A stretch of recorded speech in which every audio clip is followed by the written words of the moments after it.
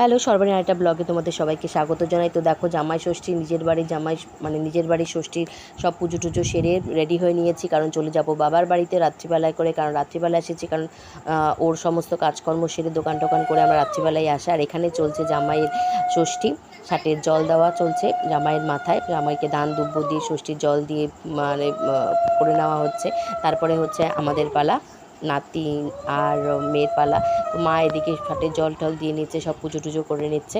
তারপরে চলবে হচ্ছে গিফট দেওয়া নেওয়ার পর্ব। আমি মার জন্য একটা সুন্দর শাড়ি এনেছি, আর মা ওর জন্য একটা টি শার্ট এনেছে। তারপরে ছেলের জন্য অনেক জামা কাপড় আমার মা এনেছে, আমার বৌদি এনেছে, কারণ আমার বৌদিও আমাদের শার্টের জল টল সব কিছু দেয়। তো বৌদির জন্য গিফট আমরা নিয়ে এসেছি সব কিছুই।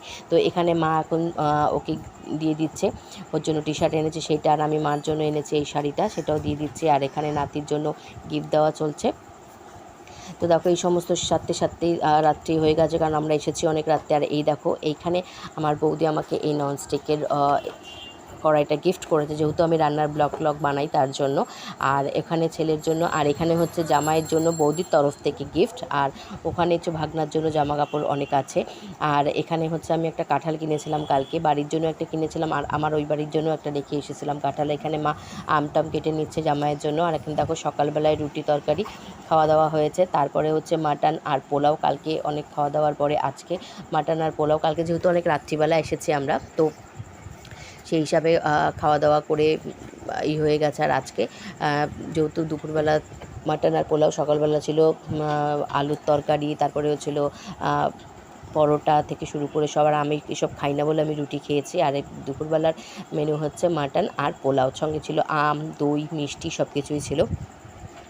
তো এই ছিল আমাদের মেনু, দুপুরবেলাকার মেনু। আর খুবই সিম্পল মেনু ছিল, কারণ গরমের মধ্যে সবারই কষ্ট হয় বলো, রান্না করতে খুব কষ্ট হয়। তার জন্য খুবই সিম্পল মেনু ছিল, মাটন আর পোলাও, সঙ্গে দই, মিষ্টি, আম, কাঁঠাল সব কিছু তো থাকেই, সেটা তো আর বলার ঊর্ধ্বে কোনো ব্যাপার নয়।